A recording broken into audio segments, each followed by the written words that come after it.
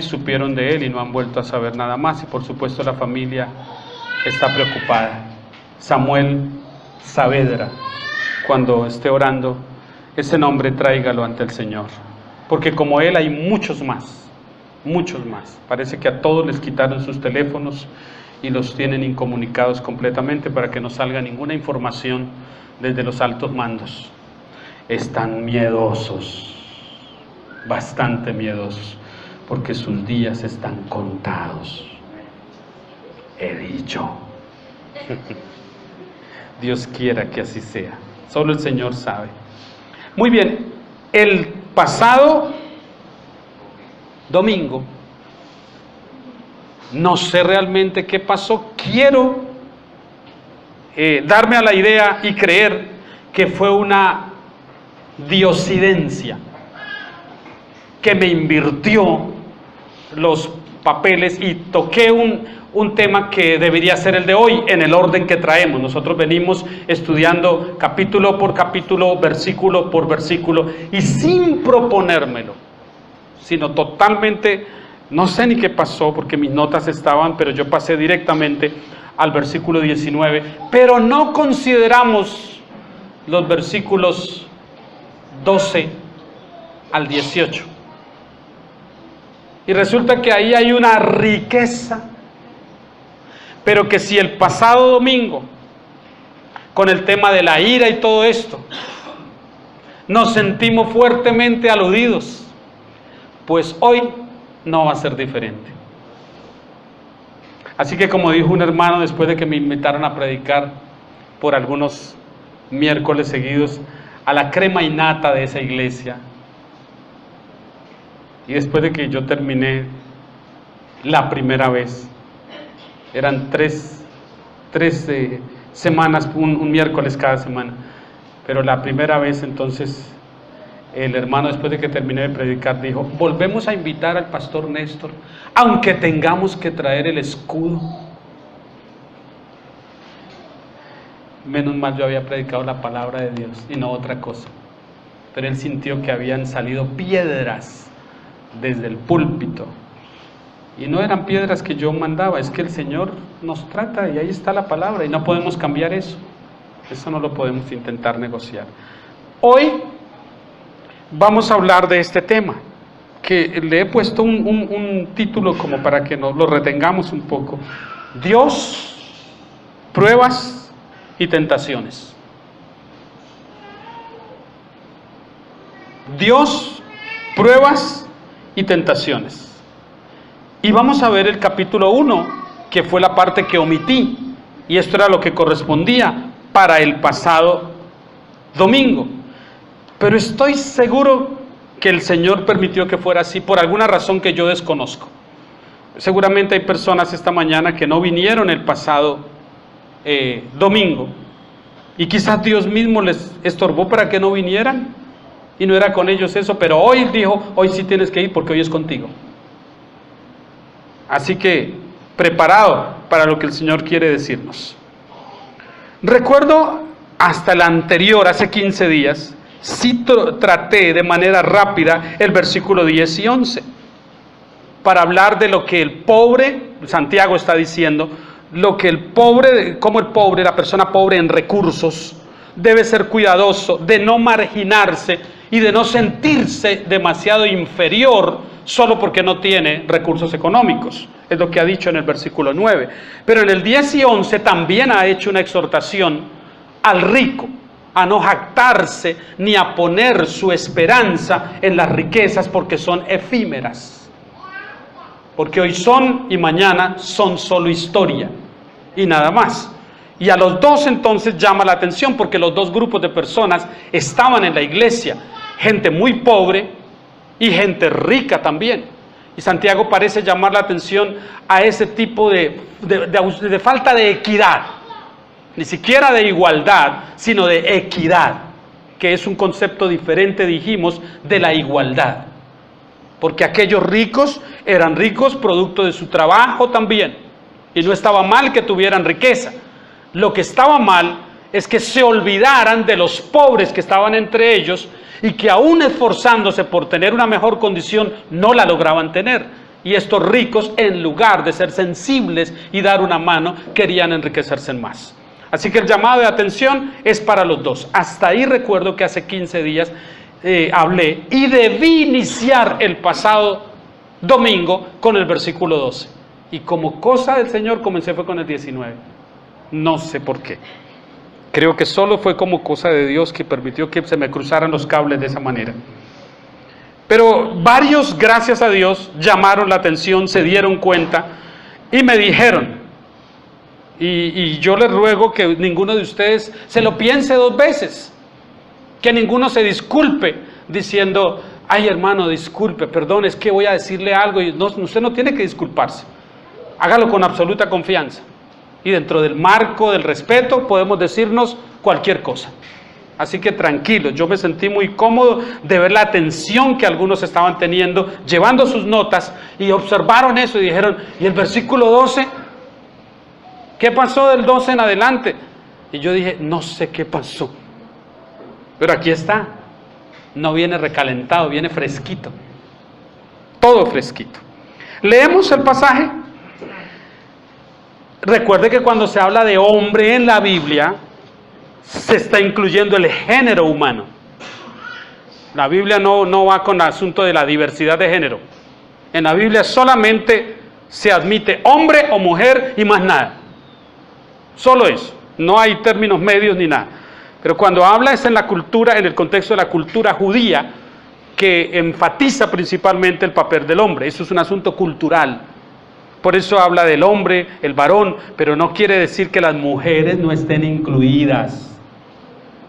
¿Oyeron? Particularmente en esto que vamos a leer, claro que están incluidas, no las podemos dejar por fuera. Observen. Bienaventurado el varón y la varona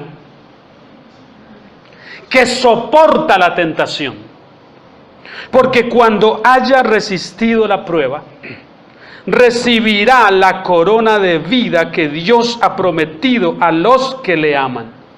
Cuando alguno es tentado, no diga que es tentado de parte de Dios por esta razón, porque Dios no puede ser tentado por el mal, ni Él tienta a nadie, sino que cada uno es tentado cuando el diablo viene y lo tienta.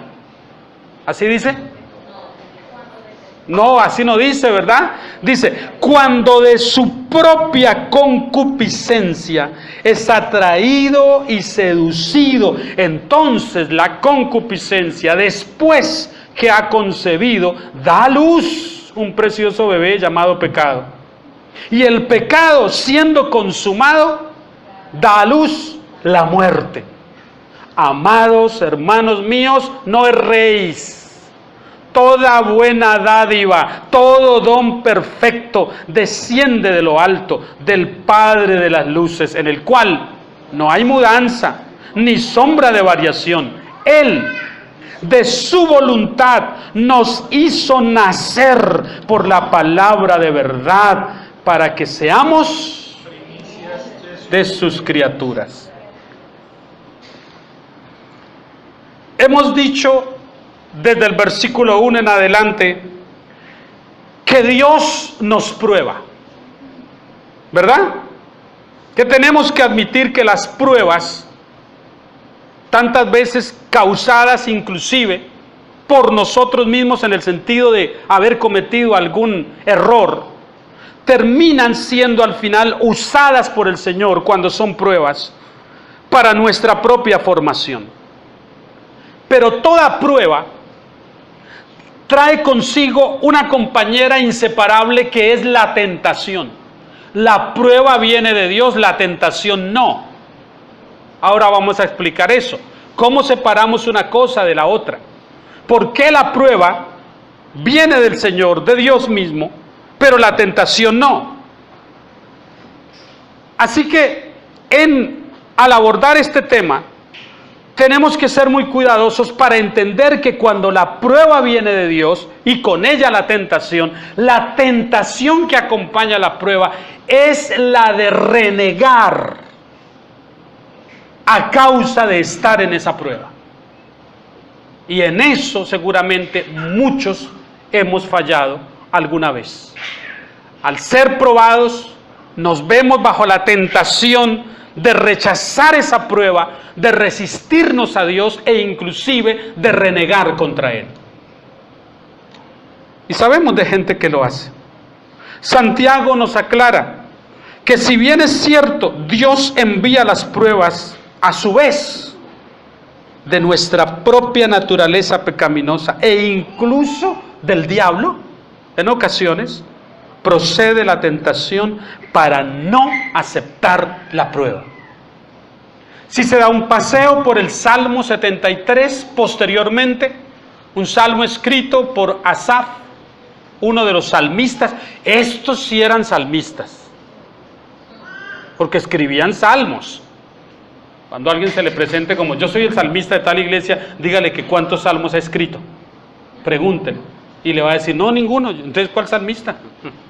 Estos sí son salmistas. El salmista Asaf, en el Salmo 73, comienza con una declaración que está bajo la óptica de un hombre que comienza mal, porque comienza mirándose él en su propia relación y condición, comparándola con otros que no conocen a Dios. Y si usted ve cómo comienza diciendo él esta hermosa declaración, y da la impresión que fuese a seguir por esa línea, pero no. Ciertamente es bueno Dios para con Israel, para con los limpios de corazón. Pero el versículo 2 comienza inmediatamente a mostrar el matiz de lo que se estaba produciendo en su interior. Dice, en cuanto a mí, oiga, como recuerda lo que dijo en el 1, ¿no? Dios es bueno para con Israel y para con los justos, pero en cuanto a mí,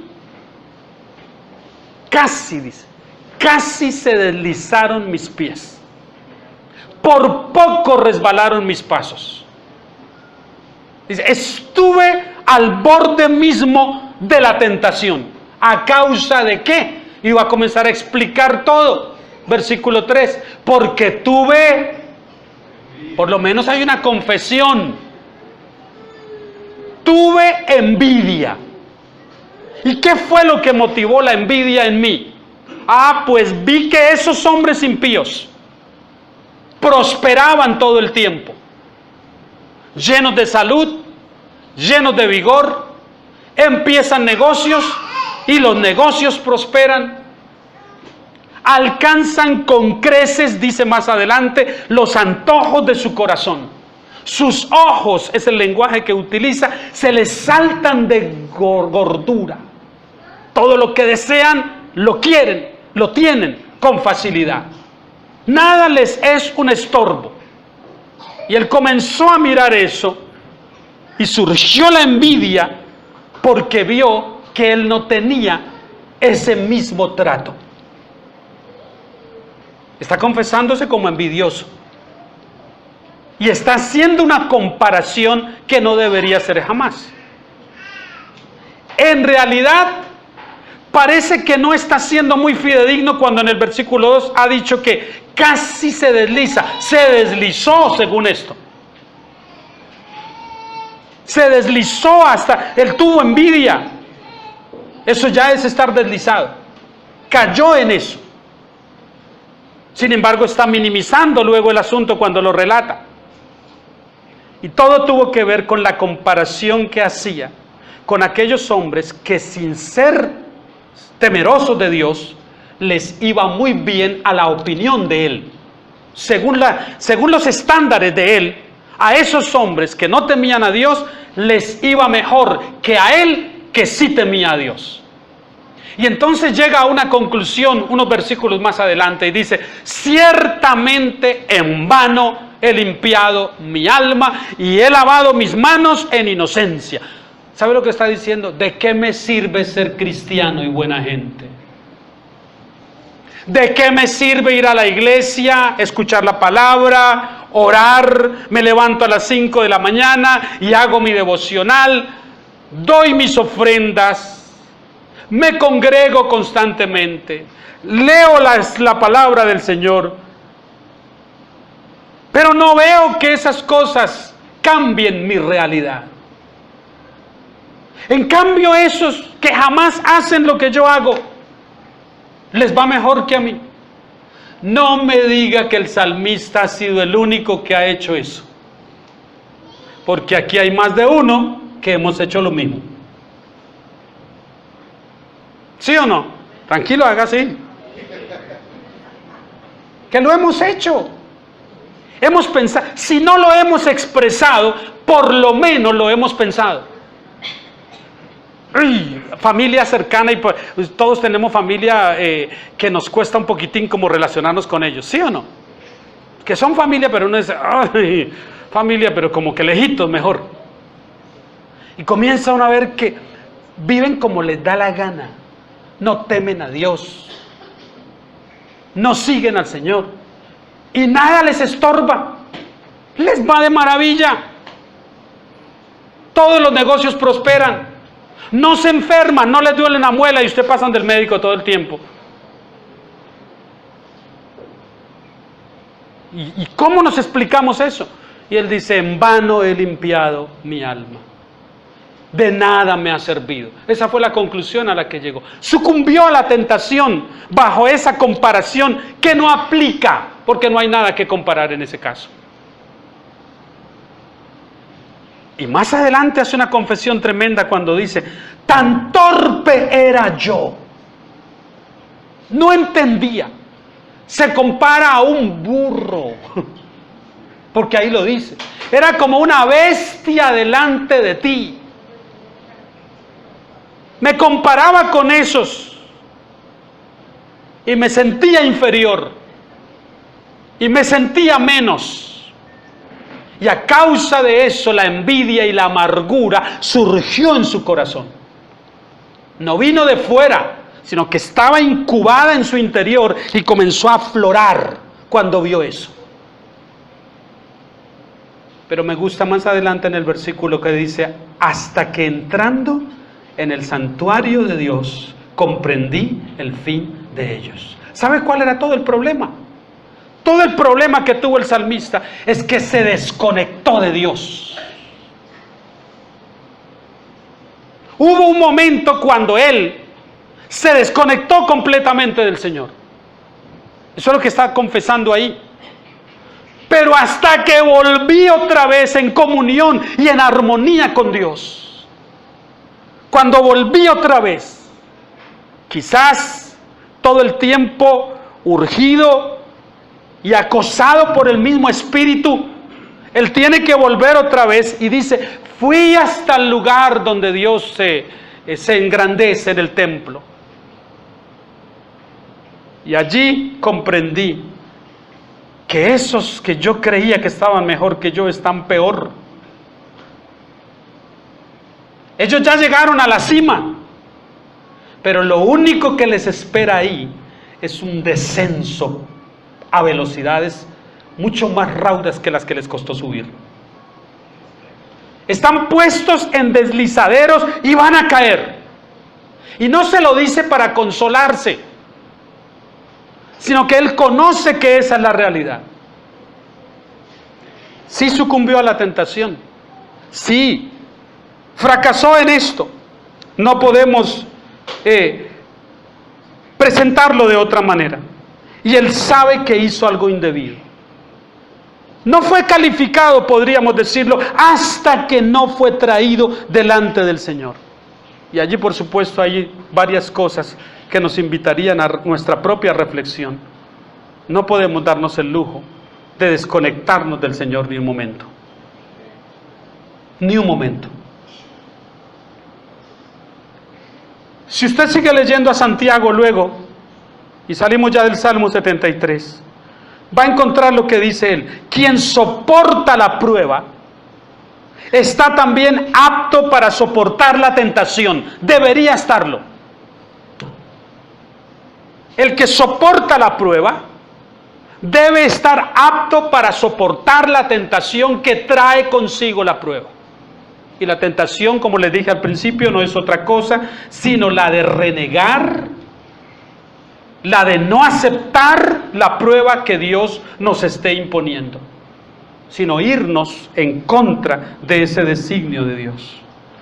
Y observe que en el versículo 12, Él comienza con una palabra hermosa: bienaventurado. Recuerda que es la palabra Macarios. Macarios, 1000 veces bendito. Pero oiga la conexión que hace: 1000 veces bendito. Y es Dios quien promete esta bienaventuranza. Santiago está tomando palabras del propio Dios para decir, es Dios el que promete bendecir 1000 veces, y no es para hablar de la cifra 1000, sino de manera indeterminada. Dios promete ese tipo de bendición. ¿Para quién? Para el que soporta la tentación. Y el soporte, ¿sabe lo que es un soporte? Como un tipo de resorte reforzado, capaz de aguantar más peso del que soportaría si no es un soporte. Capaz de soportar, de sobrellevar más.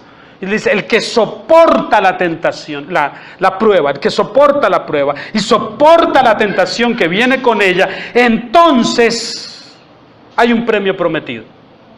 Recibirá la corona de vida dada a quienes, solo a aquellos que soportaron la tentación por amor a Dios y no por temor a la condenación. No es legalismo entonces. Observe que él hace la conexión entre soportar la tentación por la razón correcta. Para que no nos equivoquemos. Él no está diciendo, bienaventurados los que soportan porque saben que Dios también disciplina y castiga. Y para evitarse en el castigo, ellos mejor se guardan de esto. Eso no es lo que está diciendo. Él está diciendo, bienaventurados los que soportan por amor. Porque aman a Dios. Y porque por amor a Dios son capaces de soportar esa situación, esa prueba que les llevaría a sucumbir y de esa manera faltarle al Señor. Y lo soportan por amor, porque te amo, Señor. Porque amo tu ley, porque amo tus principios, porque amo tus mandamientos, porque intento caminar en el camino que tú has trazado. Eso no me es atractivo. Y renuncio a eso por amor a ti. ¿Sabe que cuando uno se casa, cuando uno dice sí en el altar, a los votos con esa mujer, uno le está diciendo no a todas las demás mujeres? Le está diciendo sí a ella. Y de manera directa le está diciendo no a las demás mujeres. Y las mujeres le está diciendo no a los demás hombres también. Y hoy en día, pues las mujeres le están diciendo no también a otras mujeres. Y los hombres también a otros hombres. ¿Cómo están las cosas? Se está diciendo enfáticamente no. Porque el amor que yo tengo aquí reservado, todo es para ti y no es para nadie más. Igual sucede con Dios.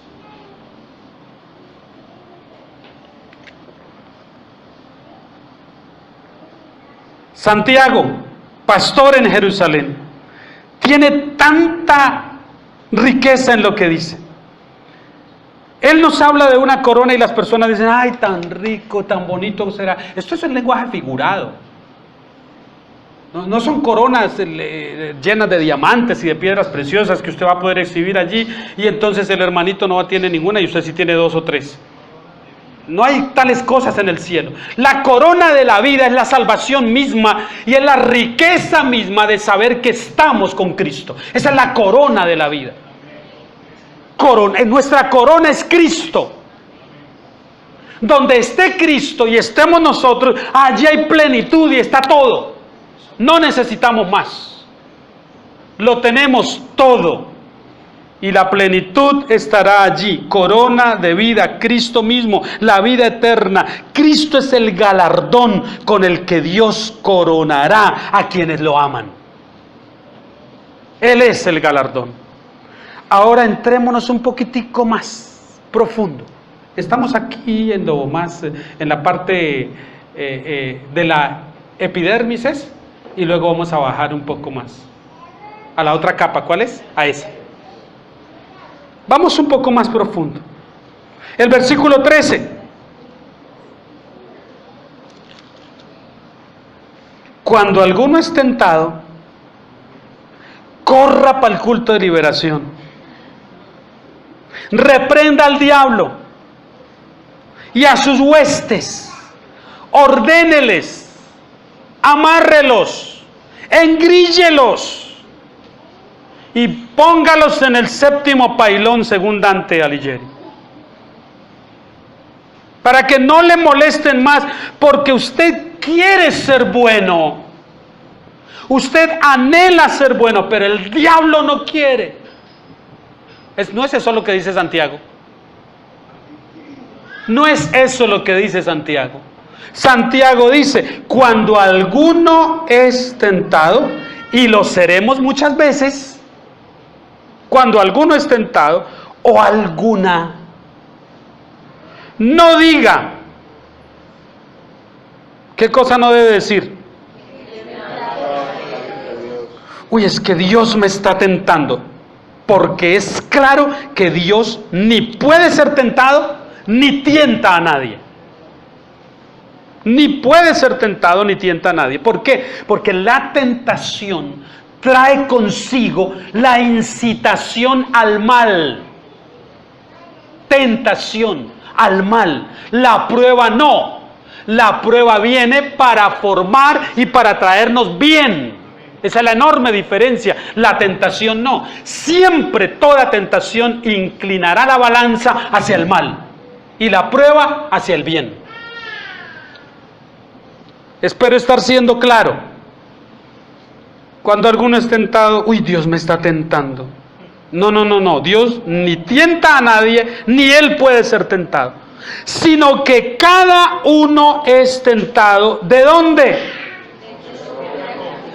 Es que no es necesario el diablo ni sus demonios, sino que yo mismo produzco eso. Yo mismo, de mí mismo surge eso. Y vamos a ver algunos pasajes que nos van a ayudar a entender un poco más. El capítulo 4, ahí mismo de Santiago, versículo 1, mire lo que dice. ¿De dónde vienen las guerras y los pleitos entre vosotros?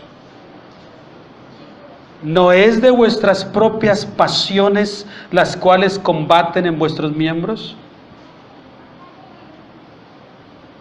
Uy, no es el diablo. ¿De dónde vienen las guerras y los pleitos entre ustedes?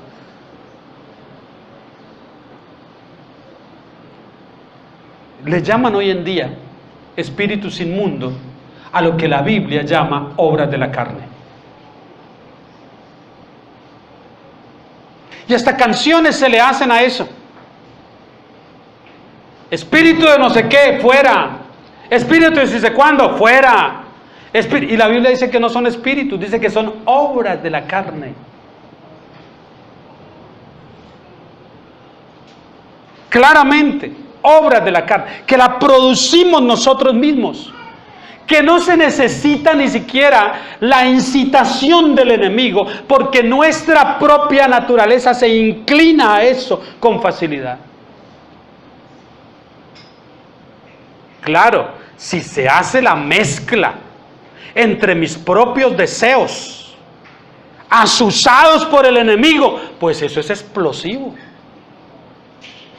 Ahí estamos listos, una cosa con otra, un fósforo y gasolina, listo, y tenemos el incendio. Marcos 7:21, por favor. Marcos 7:21. Palabras del Señor Jesús.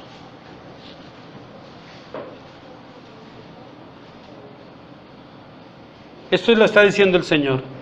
Porque de dentro del corazón de los hombres salen los malos pensamientos, los adulterios, las fornicaciones, los homicidios. Espíritu de homicidio, espíritu de adulterio. ¿Quién dijo que son espíritus?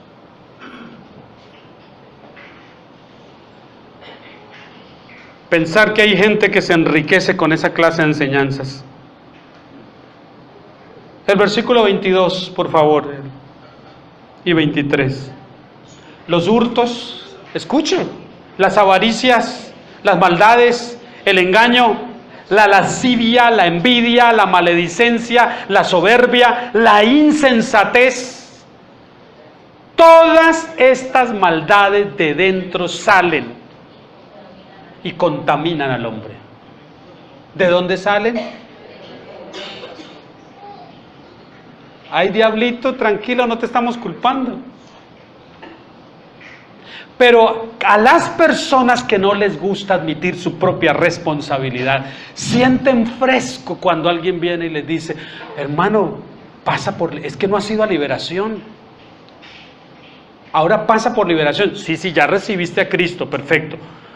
Pero ¿sabe lo que le están diciendo? La obra de Cristo no es completa, no es suficiente, todavía falta. Debes pasar por un liberador para que te haga un exorcismo y te saque los espíritus. Lo que Cristo no hizo en la conversión, lo va a poder hacer ese liberador. Y allá va el hermano todos los días de culto de liberación que hay. Y una semana trae unos espíritus y la otra semana otros. Pero nunca es libre. Nunca es libre. ¿Sabe por qué nunca es libre? Porque para empezar ni siquiera esa persona ha nacido de nuevo. Porque en el momento que nace de nuevo, no hay lugar para un espíritu inmundo en esa vida. Porque donde está el Espíritu de Dios hay libertad. ¿Cómo puede cohabitar un espíritu inmundo en una vida que ha sido salvada por la gracia de Dios? ¿Cómo? Eso no tiene sentido. No tiene sentido. Así que ese asuntico de la liberación y esto y la guerra espiritual y la guerra, y usted ve inclusive cómo las personas se descomponen con eso. Yo identificaba a las personas que trabajaban en ese ministerio. Yo las identificaba con una facilidad. Ya sabía, ahí está de liberación, mejor porque es que hasta andan cazando fantasmas. Son los cazafantasmas y los cazaespíritus. Y ellos andan mirando por ahí. Uy, hermano, usted tiene como un espíritu de incredulidad. Usted tiene como tal cosa, como a la casa de todo. Y sus actitudes y su compostura dice que algo está muy mal con ellos. Muy mal. Y lamentablemente apelan a pasajes bíblicos que sacan del contexto para sustentar esas enseñanzas. Las circunstancias en conexión con la obra del mismo enemigo pueden ser fatales, porque mi propia naturaleza que no se somete a Dios, asusada por el maligno, puede causar que con rapidez sucumbamos a la tentación. Pero el origen de esto que está diciendo Santiago acá, y que él le pone un nombre claro, mire cómo lo llama. Otra vez capítulo 1. Cuando alguno es tentado, no diga que es tentado de parte de Dios, porque Dios no puede ser tentado por el mal ni tienta a nadie. Usted pensará, oiga, pero Jesús ¿no era acaso Dios cuando estaba entre nosotros y no fue tentado? Capítulo 4 de Mateo. Y fue tentado. Y si dice que estas son las contradicciones aparentes que las personas dicen que hay en la Biblia, pero es que no saben leer de manera correcta la Biblia y no pueden entenderla tampoco porque no tienen una mente espiritual. Son hombres naturales tratando de entender lo espiritual. No hay contradicción porque es cierto. Jesús, 100% hombre, 100% Dios. ¿Y fue tentado? Sí, ahí está escrito. Pero fue tentado en su humanidad. En su humanidad. ¿Para qué es tentado en su humanidad? Y miren las áreas en que es tentado. En todas las áreas que los seres humanos sucumbimos. Poder, riquezas, reconocimiento, ego. En esas tres cosas en las que todos nosotros fallamos, Jesús fue tentado y no falló. Y no cayó. En su humanidad, Él no cayó, para enseñarnos a nosotros que sí es posible estar frente a la tentación y no sucumbir a ella. Porque el Señor en su humanidad lo hizo, no sucumbió. Puede ser que en ocasiones lleguemos a esto. Mire el versículo 15. Entonces, la concupiscencia, ahí introduce la palabrita, después que ha concebido, da a luz el pecado. Mire cómo va de interesante. Y el pecado, siendo consumado, da a luz la muerte. Es la figura de un embarazo, lo que está utilizando él ahí. El enemigo actúa de esta manera. Tienta su vida en determinada área y descubre que usted en eso es fuerte. Entonces la próxima vez no vendrá a tentarle en esa misma área, le tentará en otra área y descubre que en esa área usted también es fuerte, pero él sigue insistiendo. Él no es Dios. Algunos equiparan al diablo con Dios, pero del lado malo. Entonces dicen, el diablo es más o menos Dios, pero en el lado del mal. Tiene el mismo poder y todo. No, no, el diablo es un pobre diablo. No es omnipresente, no es omnipotente, no es omnisciente, no conoce sus pensamientos, no conoce nada de nosotros, sino lo que nosotros le hemos revelado, lo que nosotros le mostramos. Y lo que Él sabe de nosotros es porque ha estado insistiendo y probando sin cansarse.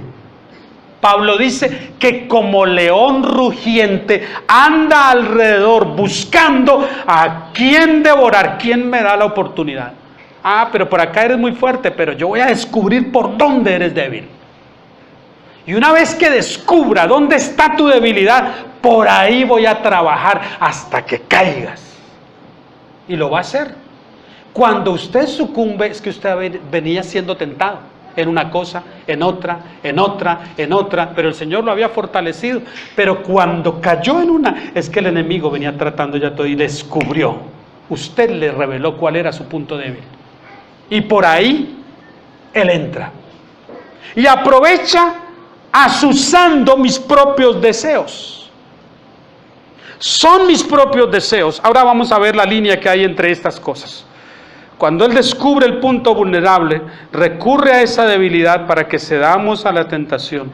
Nunca una tentación procede de Dios, pues esta tentación siempre nos induce a ir en contra de Dios. Y Dios no va a ser tan contradictorio. De poner una tentación que nos lleva a estar en contra de Él y esperar que nosotros triunfemos. Eso no lo hace Dios. Pero explicamos entonces que Jesús fue tentado solamente en su humanidad y nada más. Nosotros los hombres somos azuzados por los deseos y estos cooperan con el diablo en la tentación, pero el responsable de caer o no es el hombre, no es el diablo. Aunque el diablo haya incitado un deseo en mí, que conocía que tenía ese deseo porque se lo revelé yo mismo. Cuando sucumbo a eso, el responsable no es el diablo. Su cuota de responsabilidad desde el huerto del Edén se la cobra Dios a él y a nosotros nos cobra nuestra parte. Vamos un momento al huerto del Edén. ¿Qué fue lo que pasó allí? En las circunstancias perfectas, en donde todo era favorable para que el hombre no cediera a la tentación. No había un escenario más perfecto que el huerto del Edén, para que el hombre hubiese salido airoso de esa tentación. Y sin embargo, sucumbió. Y ahora observe usted que el Señor viene, y el Señor sabe, Dios sabe perfectamente, que el responsable directo, el autor intelectual de la caída de Adán y Eva, ¿quién fue? El diablo. Dios lo sabe. Pero cuando Dios aparece en el huerto, no llama al diablo, llama al hombre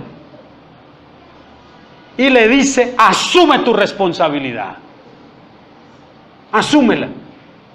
¿Qué has hecho? ¿Y qué es lo que dice el hombre? La mujer que me diste. ¿Sabe lo que le está diciendo a Dios? Tú eres el culpable. Mientras yo estuve aquí solito y tranquilo, no hubo ningún problema. Pero mandaste a esa mujer hermosa y la pusiste acá, ella es la culpable. Y detrás de esto, no es ni siquiera ella, eres tú porque tú me la diste. ¿Qué hiciste? Le dice a la mujer.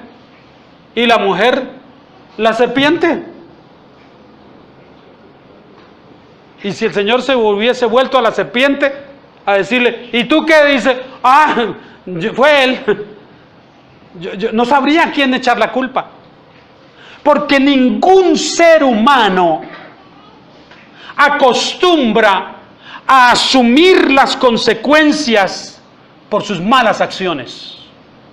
Son escasos los hombres y las mujeres que al haber sucumbido a una tentación digan: caí de mi propia concupiscencia. Yo mismo tomé la decisión de hacer esto y lo otro y asumo las consecuencias por eso. Y sé que estuvo mal y esto y lo otro, pero aquí estoy. No culpo a nadie. Lo primero que uno tiende es a culpar a otro. Observe eso en los niños desde que son muy pequeños. Obsérvelo. Habrá una excepción entre aquellos niños que dicen: sí, papi, fui yo. Normalmente ellos dirán: es que mi hermano, es que fulanito es. Siempre culparán. El principio de Adán, ahí está clarito. Pocas veces somos capaces de decir: sí, fui yo, papá, lo admito, lo reconozco, algo estuvo mal. La concupiscencia es un deseo desordenado de apetitos de los sentidos. Oiga, desordenado. No son los deseos normales que tenemos. Por ejemplo, cuando yo estoy predicando y ya son aquí como las 11:30 y ya se van acercando las 12 y este frío y todo, me invita a que al salir del culto me pueda comer un sancocho. Me encanta un sancochito hoy domingo. Y comerme un sancocho no es querer comérmelo no es pecado. Pero querer comerme la olla de sancocho que era para 40 personas, eso sí es pecado. Eso sí está mal. ¿Entiende? Los deseos los puso Dios en nosotros. Son parte de nuestra propia naturaleza. Un hombre que está solo y desea casarse. Una mujer que está sola y desea casarse. Eso es normal. Eso es un deseo normal. Está dentro de los estándares. Pero el hombre que desea casarse, pero no con una, pero es que yo tengo un corazón tan grande que yo puedo casarme con 3 y amarlas a las 3. Ni árabe que fuera, para tener las riquezas que tienen ellos y poder mantener a 3. Ya ahí hay algo que no está bien y ya hay concupiscencia. Pero ¿qué será que cuando nosotros hablamos de tentación y de concupiscencia, siempre pensamos de esta manera? Y dígame si no es cierto. Concupiscencia, tentación, igual pecados sexuales. ¿Quién no estaba pensando eso ahora? ¿Por qué es que hacemos inmediatamente esa equivalencia? Tentación, eso es, un hombre piensa una mujer, y una mujer piensa un hombre. No, vamos a aclarar un poquitín eso. ¿Sabe por qué pensamos eso? Porque es verdad que es el área en la que más somos tentados todos nosotros, pero no es la única. Es en la que más somos tentados, hombres y mujeres, y la que más popular se conoce, la tentación de tipo sexual, pero no es la única. ¿Qué tal si hablamos de otras tentaciones? La tentación de no saber controlar la lengua, el chisme, la difamación, la calumnia, el pretexto de decir, solo te cuento para que oremos, nada más, y no saldrá de nosotros. Ese nosotros es 3 o 4 o 5 más a los que le ha dicho también. De nosotros, no saldrá. Porque soy una tumba con teléfono y extensiones. Eso es pecaminoso. Eso es igual de pecaminoso. La envidia, la codicia,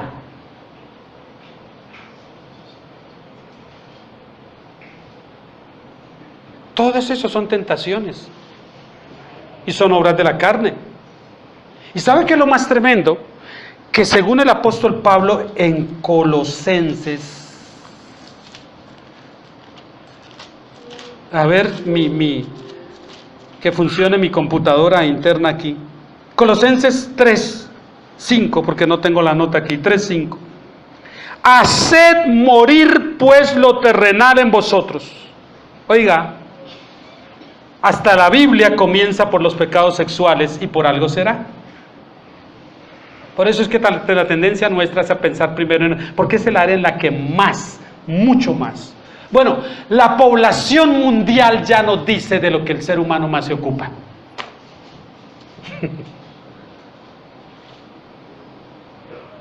7.000 millones de personas, casi 8.000 millones ya dice que la tarea que el hombre más hace tiene que ver con eso en la intimidad.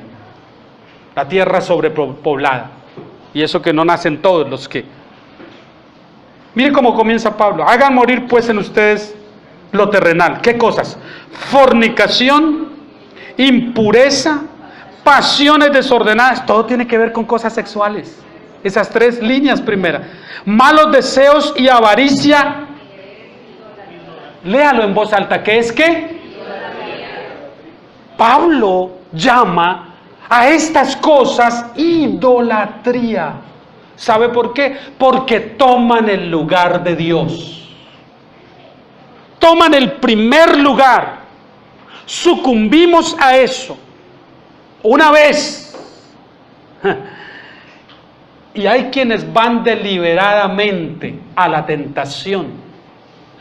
Saben que no pueden controlarse y que van a caer en ella y se niegan a sí mismos diciéndose esta mentira. Será solo una vez.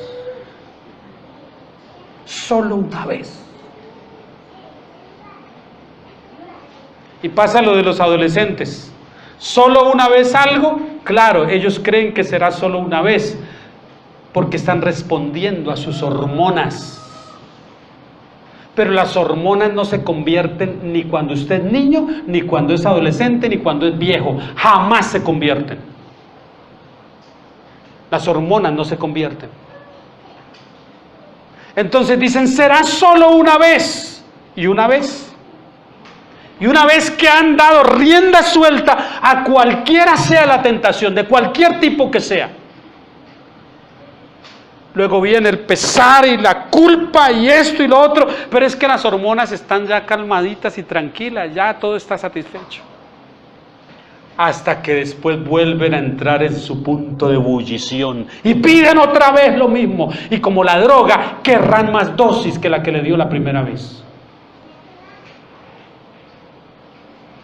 Y cuando nos damos cuenta, estamos con una persona totalmente extraviada y lejos de Dios. La concupiscencia es como una familia. Esa es la línea que hace Santiago. Es como una familia en donde los deseos son el padre. El pecado es el hijo que da a luz. Y la muerte es el nieto. Esa es la familia llamada concupiscencia. Les presento a la familia concupiscencia. El papá, deseos. El hijo, pecado. Y el nieto, la muerte. ¿Usted cree que no es así? Salmo 51. Salmo 51. Qué salmo precioso.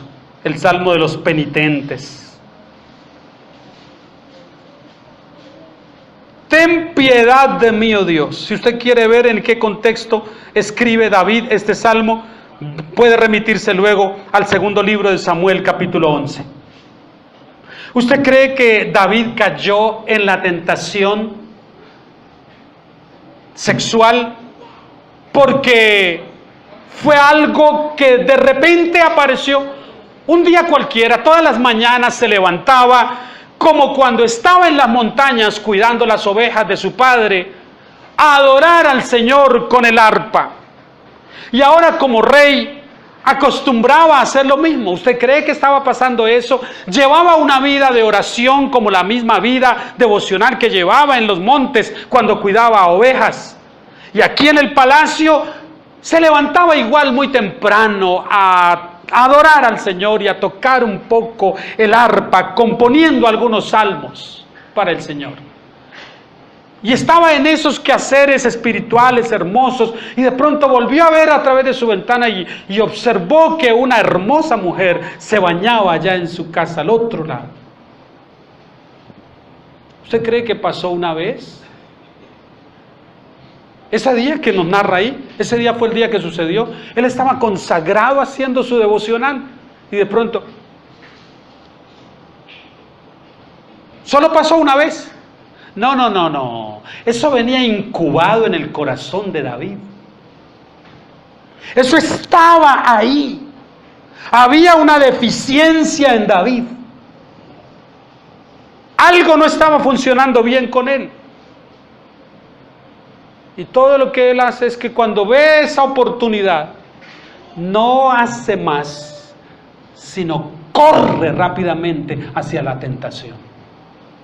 Esto no va solo para jóvenes, esto no va solo para personas jóvenes, va para todos nosotros, porque algunos creen equivocadamente que las pasiones menguan cuando envejecemos. ¿Quiénes tienen aquí la edad que yo tengo o están por esos lados? Entre los 58 y 60 años en adelante. A ver, ¿quiénes? Levanten la mano sin temor. Y toda esta gente es joven. Mire, hermano, solo nosotros somos los viejos acá. Va a tocar que me muestren la cédula algunos por ahí, porque yo no creo, qué pena. Y ustedes que están contemporáneos conmigo, pueden decir, hermano, a partir de los 50, junto con la vejez, también llegó la tranquilidad y no tengo ninguna clase de tentación. ¿Quién puede decir eso? No. ¿Cierto que no, hermano Héctor?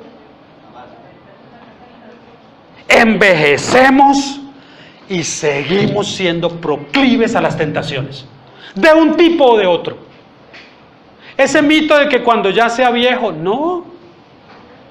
Usted es viejo y sigue siendo un ser humano. Cuando mi papá enviudó y por ahí comenzó de amores con alguien y quería como casarse, mis hermanas, sobre todo las mayores, eran que estaba mal y que cuidado, estaba libre.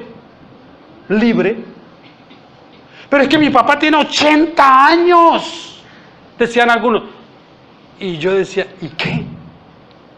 Y es que con 80 años ya no puede sentir, ya no necesita ser amado, ya no puede amar a nadie porque tiene 80 años.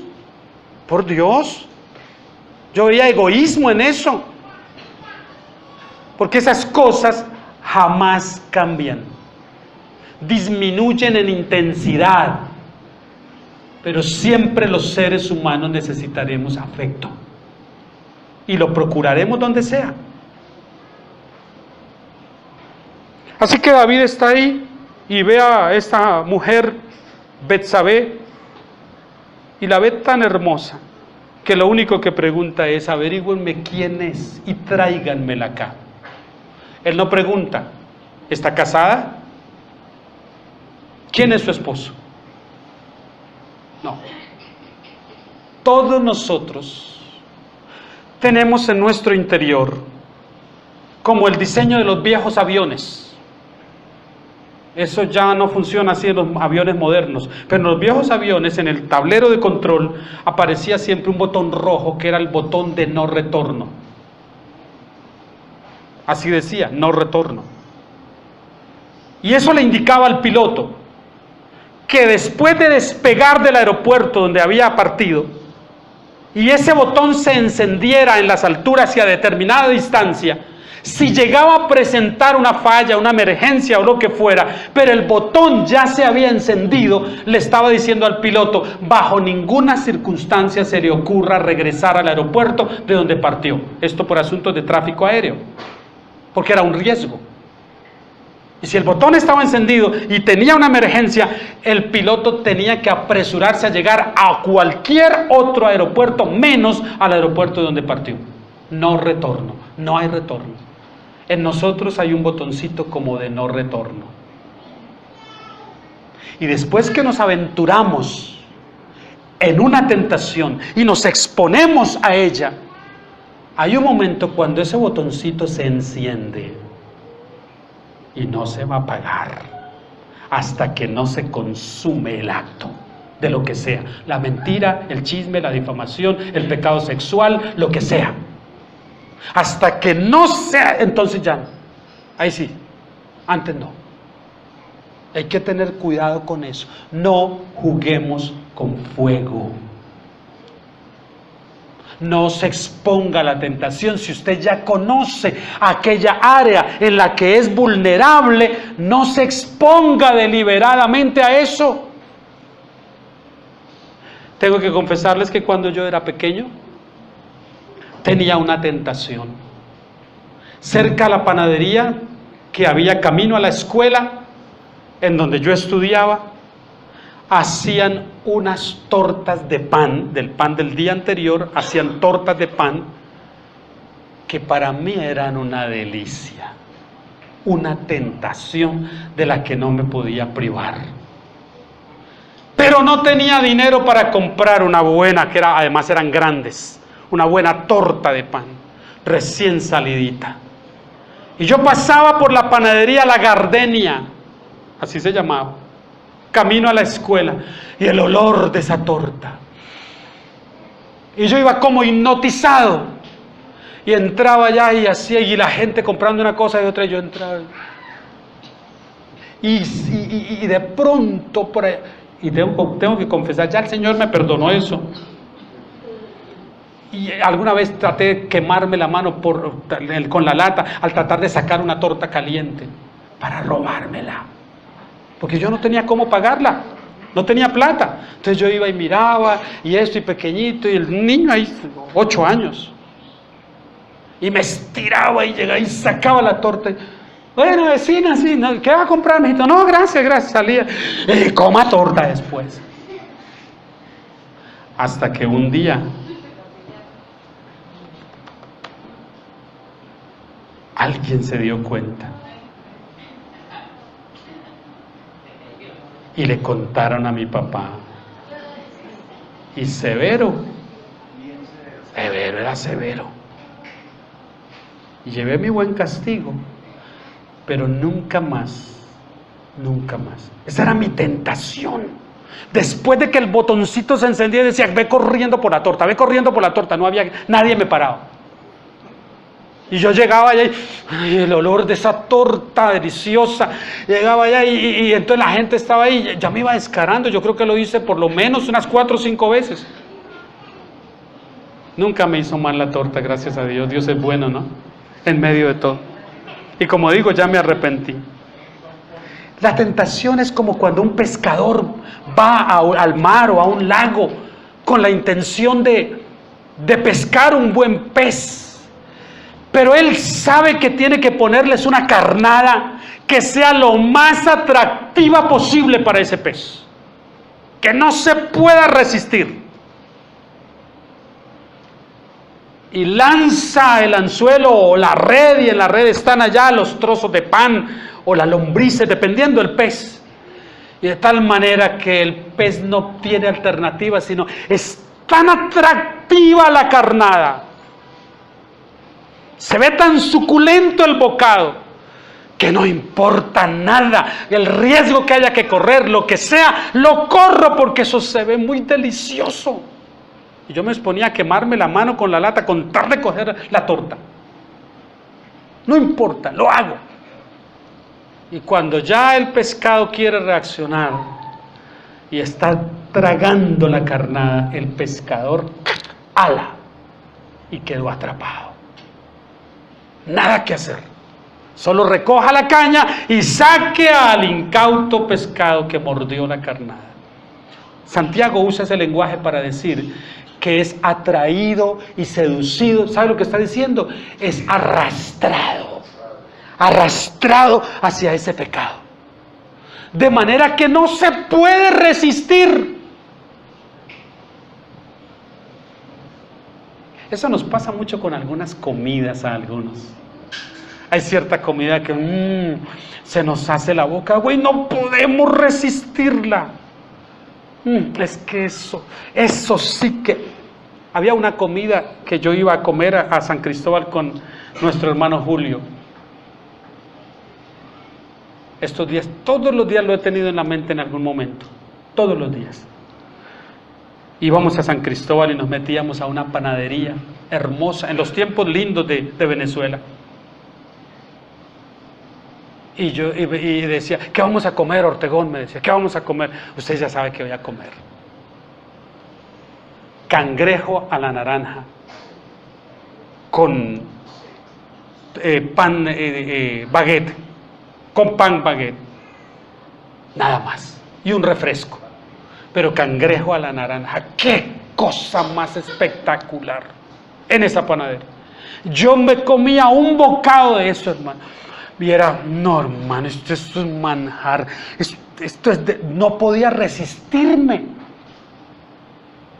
Un cuartico de kilo para los dos, porque era carísimo. Pero no, hermano, mandémonos otro cuarto. No. Esto es manjar de los dioses. Y otro trozo entonces. Y a comer. ¿No tiene usted esa clase de... ¿Ya les hice salivar? Eso es el lenguaje que usa Santiago. La tentación es así de sutil, es así de fuerte también. Nos induce y nos induce y nos induce. Y cuando estamos degustándole, qué buena es, después viene el sabor amargo.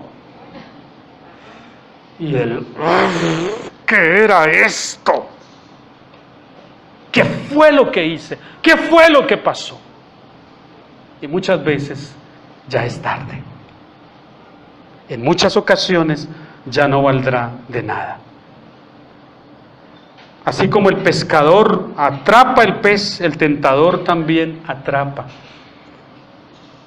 a los que le han dado suficiente información de sus áreas de debilidad, y él ha hecho un fortín. Ceder a la tentación, mi hermano, es claudicar a la prueba y resignarse a morir.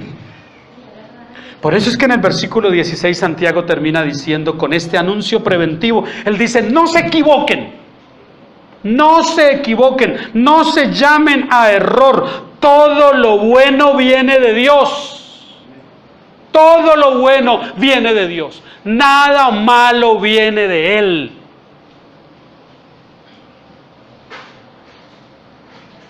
Porque nuestro Dios es bueno. Dios nada tiene que ver con las tinieblas, porque Él es el Padre de las luces. Él no cambia. sus promesas tampoco.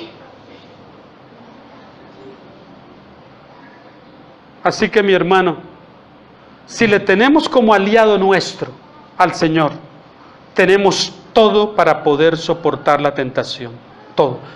Y el último versículo, el 17, da una pauta interesante. Oiga lo que dice, 18.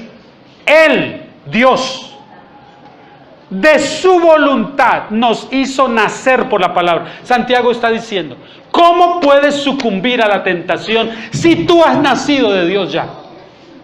Si eres un regenerado, no sucumbas a la tentación.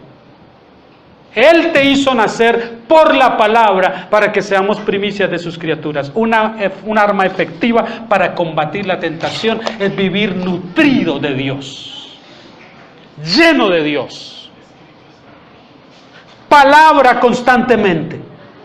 Viene la tentación y como Jesús, cuando el diablo le tienta, el Señor no se pone a discutir con él, le dice, escrito está, la palabra de Dios, dice. Satanás le cita la palabra y el Señor se la responde otra vez. Ah, escrito está, dice el diablo, escrito está también esto. Al Señor tu Dios honrarás y solo a Él servirás. Humíllate y ya deja la tontada. Cuanta más palabra, palabra para cada circunstancia, pero usted no puede tener la flor de labios si no la lee, si no la escudriña, si no la escucha con atención cuando viene acá. Tiene que estar ahí en el asunto. Alimente esto. Nadie cae de la noche a la mañana. Y se lo digo por experiencia propia. Usted no cae que porque, ay, no, es que yo iba caminando y vi un hueco ahí y me caí. No. Se vienen dando pasos.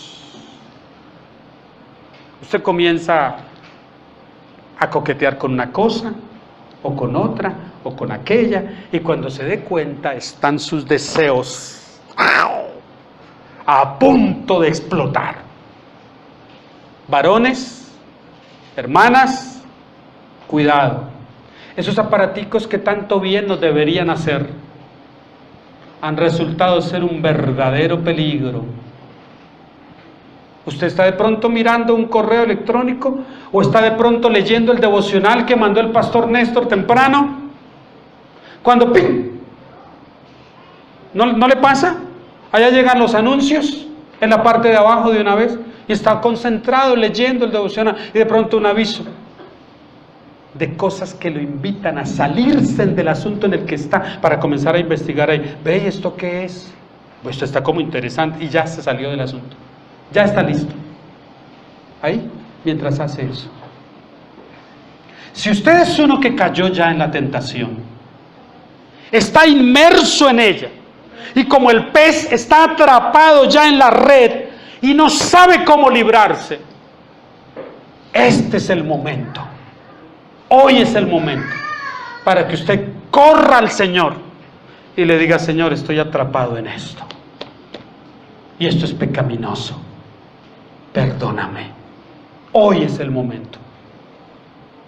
Hombres, mujeres, estamos llamados a una vida de pureza